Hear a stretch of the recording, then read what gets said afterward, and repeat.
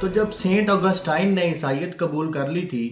تو کیا اس نے یونان کے فلسفے سے مکمل طور پر قطع تعلق نہیں کر لیا تھا؟ یعنی اس کا عیسائیت پر ایمان لے آنا ایک روحانی فیصلہ تھا یا اس میں عقل کا بھی کچھ عمل دخل تھا؟ تو البرٹو نوکس صوفی ایمنڈسن کو یہ بتاتا ہے کہ اس نے مکمل طور پر فلسفے سے قطع تعلق نہیں کیا، لیکن وہ اس جانب توجہ ضرور دلاتا ہے کہ جو عقل محض ہے وہ صرف چند حدود کے اندر ہی آپ کی مذہبی مسائل تک رہنمائی کر سکتی ہے، اس سے آگے نہیں جا سکتی، کیونکہ اس کا کہنا تھا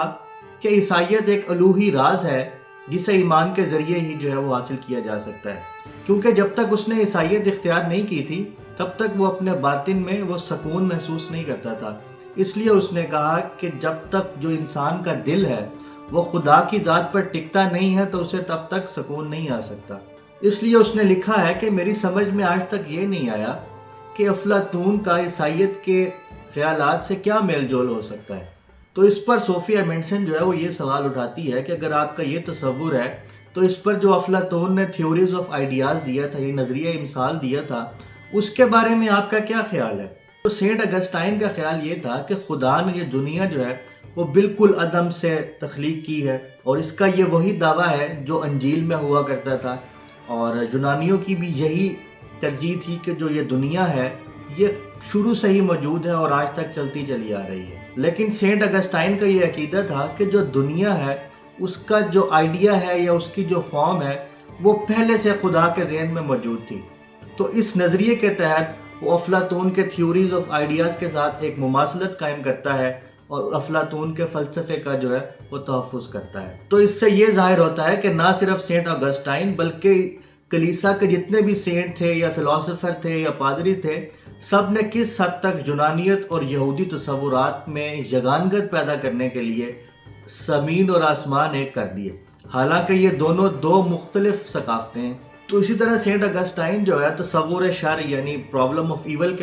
کے متعلق جو ہے وہ صرف پلوٹائنس کا حامی تھا، کیونکہ پلوٹائنس کا بھی یہی کہنا تھا کہ جو شر ہے یا بدی ہے اس کا کوئی وجود نہیں ہے، بلکہ یہ خدا کی عدم موجودگی کا نام ہے، کیونکہ خدا نے جو کچھ تخلیق کیا ہے وہ محض خیر ہی خیر ہے۔ اس لیے سینٹ اگسٹائن کا یہ ایمان تھا کہ شر اور بدی جو ہے وہ خدا کی نافرمانی کا ثمر ہے۔ اس لیے وہ لکھتا ہے کہ جو ارادہ خیر ہے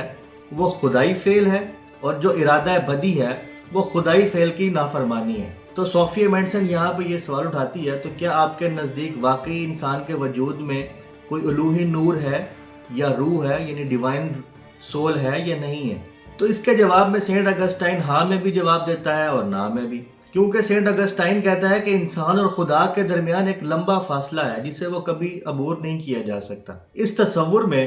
وہ انجیلی نقطہ نظر کا جو ہے وہ سختی سے حامی تھا، اور یہاں وہ پلوٹائنس کا جو نظریہ ہے جس سے وہ کہتا ہے کہ ہر چیز ایک ہی ہے، یعنی وننس کا جو تصور ہے پلوٹائنس کا، اس کو رد کرتا ہے۔ تاہم وہ زور دے کر اس بات پر کہتا ہے کہ انسان کا ایک مادی وجود ہے جس کا تعلق اس فزیکل ورلڈ سے ہے، اور اس کے اندر ایک روح بھی موجود ہے جو خدا کا ادراک کر سکتی ہے۔ اسی طرح جو جزا اور سزا کا معاملہ ہے کہ خدا کس کو بچائے گا یا خدا کس کو عذاب دے گا، تو اس کے بارے میں سینٹ اگسٹائن یہ خیال کرتا ہے کہ کسی بھی شخص کو یہ حق حاصل نہیں ہے کہ وہ خدا کے اوپر تنقید کرے۔ یہاں وہ رومیو کے نام ایک سینٹ پال کا جو خط ہے اس کا حوالہ دیتا ہے، جس میں وہ لکھتا ہے کہ اے انسان تو کون ہے بھلا جو خدا سے یہ سوال کرے؟ کیا بنی ہوئی چیز بھی کبھی بنانے والے سے یہ سوال کرتی ہے کہ تو نے مجھے ایسا کیوں بنایا؟ اس لیے سینٹ اگسٹائن کا یہ خیال تھا کہ انسان بغیر کسی وجہ سے مکمل طور پر بخشش کا حقدار نہیں ہو سکتا، لیکن خدا نے اپنے کچھ ایسے بندے رکھے ہیں یا ان کو چن لیا ہے جن کو وہ مکمل طور پر جو ہے وہ عذاب سے چھٹکارا دے گا، یعنی کس کو عذاب دیا جائے گا اور کس کو عذاب نہیں دیا جائے گا یہ خدا کی مرضی کے مطابق ہوگا، کیونکہ ہم سب اسی کے رحم و کرم پر ہیں۔ تو یہاں یہ سوال پیدا ہوتے ہیں کہ سینٹ اگسٹائن کے اس نظریے سے انسانی اختیار کی کوئی گنجائش موجود رہتی ہے، یا اس کائنات میں جو کچھ بھی ہونا ہے وہ سب خدا کے فیصلوں پر ہی منحصر ہے؟ اگر یہ سب کچھ طے ہے تو پھر اخلاقی ذمہ داریاں یا اچھے اور برے کا جو تصور ہے وہ کیا رہ جاتا ہے؟ کیا یہ نظریہ انسان کو اپنے اعمال کے نتائج سے بے پرواہ نہیں بنا دیتا؟ تو یہ وہ سوالات ہیں جو ہمیں سینٹ اگسٹائن کے فلسفے کو سمجھنے میں مدد دیتے ہیں اور اس کا تنقیدی جائزہ لینے میں مدد دیتے ہیں۔